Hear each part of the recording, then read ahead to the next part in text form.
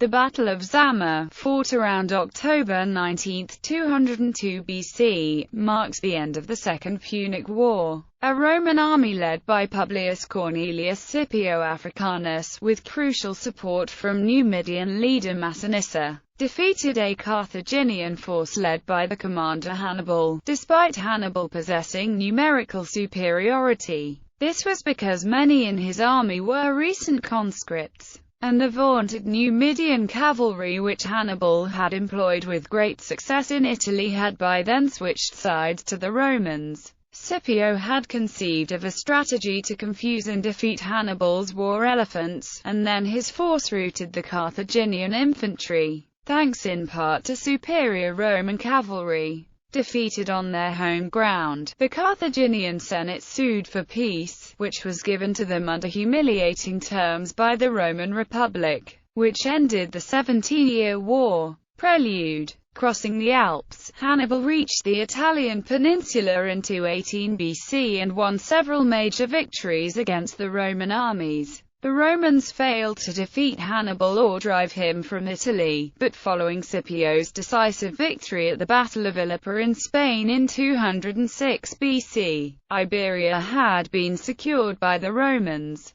In 2005 BC, Scipio returned to Rome, where he was elected consul with a unanimous vote. Scipio, now powerful enough, proposed to end the war by directly invading the Carthaginian homeland. The Senate initially opposed this ambitious design of Scipio, persuaded by Fabius Maximus that the enterprise was far too hazardous. However, Scipio and his supporters eventually convinced the Senate to ratify the plan, and Scipio was given the requisite authority to attempt the invasion. Initially Scipio received no levy troops, and he sailed to Sicily with a group of 7,000 heterogeneous volunteers. He was later authorized also to employ the regulars stationed in Sicily, who consisted mainly of the remnants of the 5th and 6th Legion, exiled to the island as a punishment for the humiliation they suffered at the Battle of Cannae. Scipio continued to reinforce his troops with local defectors. He landed at Utica, and defeated the Carthaginian army at the Battle of the Great Plains in 203 BC. The panicked Carthaginians felt that they had no alternative but to offer peace to Scipio, and Scipio, who had the authority to do so, granted peace on generous terms. Under the treaty, Carthage could keep its African territory, but would lose its overseas empire, by that time a fait accompli. Massinissa was to be allowed to expand Numidia into parts of Africa. Also, Carthage was to reduce its fleet and pay a war indemnity. The Roman Senate ratified the treaty. The Carthaginian Senate recalled Hannibal, who was still in Italy when Scipio landed in Africa, in 203 BC. Meanwhile, the Carthaginians breached the armistice agreement by capturing a stranded Roman fleet in the Gulf of Tunis and stripping it of supplies. The Carthaginians no longer believed the treaty advantageous, and rebuffed it under much Roman protest. Troop deployment. Hannibal led an army composed of mercenaries, local citizens, and veterans and Numidian cavalry from his Italian campaigns. Scipio led a pre-Marian Roman army quincunx, along with a body of Numidian cavalry.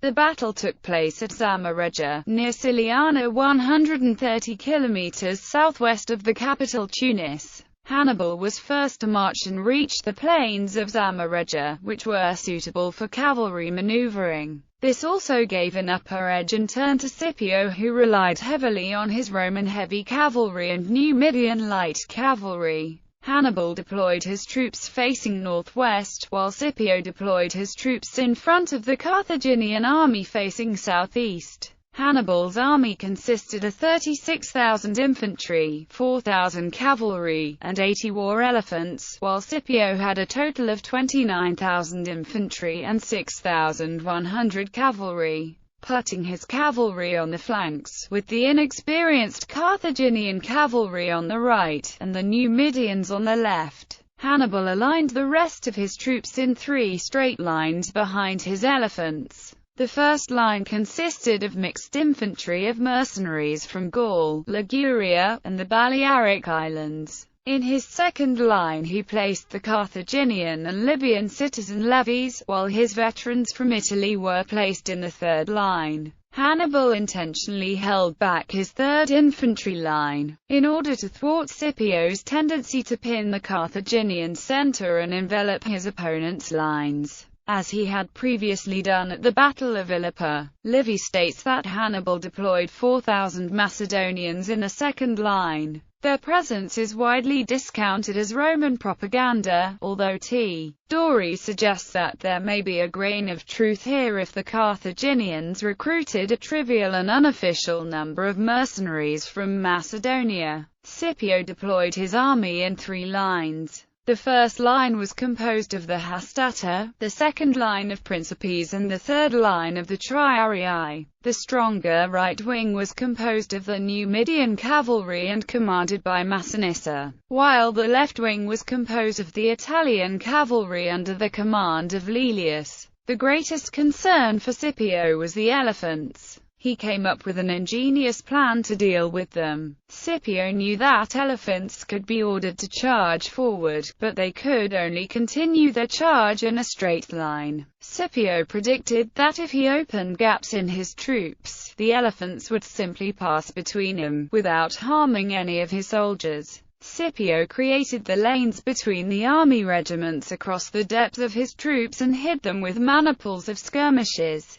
The plan was that when the elephants charged, these lanes would open, allowing them to pass through the legionaries' ranks and be dealt with at the rear of the army. Hannibal and the Carthaginians had relied on cavalry superiority in previous battles such as Cannae, but Scipio, recognizing their importance, held the cavalry advantage at Zama. This was due in part to his raising of a new cavalry regiment in Sicily and careful courting of Massinissa as an ally. Hannibal most likely believed that the combination of the war elephants and the depth of the first 2 lines would weaken and disorganize the Roman advance. This would have allowed him to complete a victory with his reserves in the third line and overlap Scipio's lines. Though this formation was well conceived, it failed to produce a Carthaginian victory. The 2 men are said to have met face to face before the battle. Hannibal offered a treaty that would give up any claims to overseas territories, only to ensure the sovereignty of Carthage. Scipio refused, saying that it was either unconditional surrender or battle. At the outset of the battle, Hannibal unleashed his elephants and skirmishes against the Roman troops in order to break the cohesion of their lines and exploit the breaches that could be opened. The attack was confronted by the Roman skirmishes. In addition, Scipio ordered the cavalry to blow loud horns to frighten the beasts, which partly succeeded, and several rampaging elephants turned towards Carthaginian left wing and disordered it completely. Seizing this opportunity, Massinissa led his Numidian cavalry and charged at the Carthaginian left wing, which was also composed of Numidian cavalry,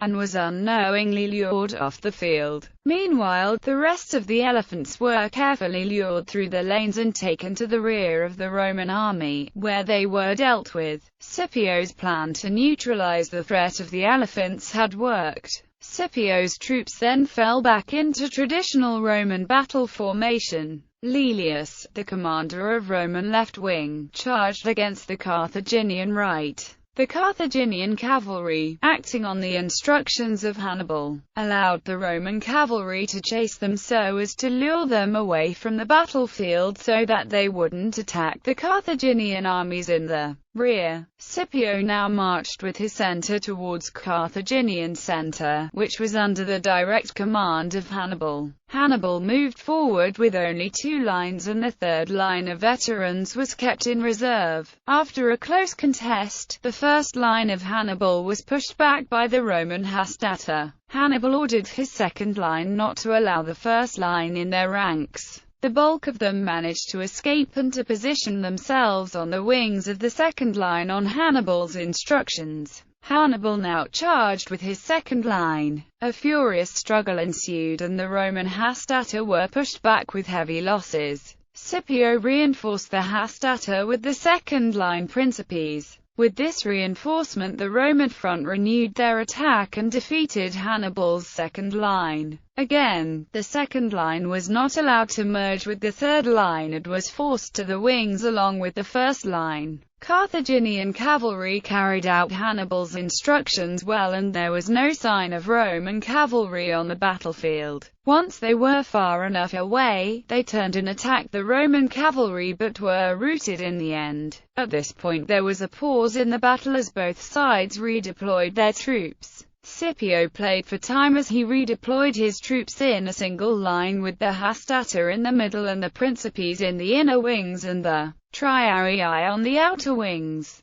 Hannibal waited for Scipio to attack. The resulting clash was fierce and bloody, with neither side achieving local superiority. However, Scipio was able to rally his men. The battle finally turned in the Romans' favor as the Roman cavalry returned to the battlefield and attacked the Carthaginian line from behind. The Carthaginian infantry was encircled and annihilated.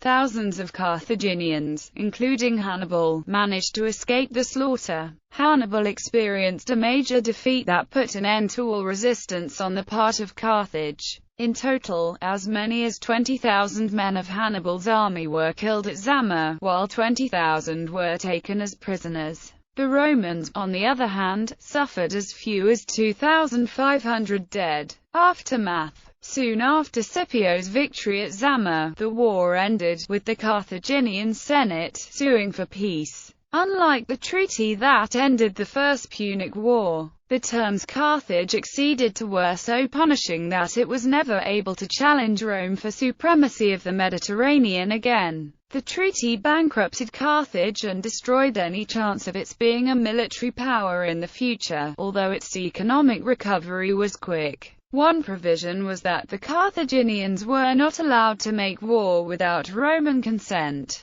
This allowed the Romans to establish a casus belli for the Third Punic War when the Carthaginians defended themselves from Numidian encroachments, which the Romans would not stop. When Rome waged war again on Carthage about 50 years later, the Carthaginians had little power and could not defeat the by then very aged Massinissa in Africa. They did, however, organize a defense of their home city, which, after an extended siege, was captured and completely destroyed. Only 55,000 survived.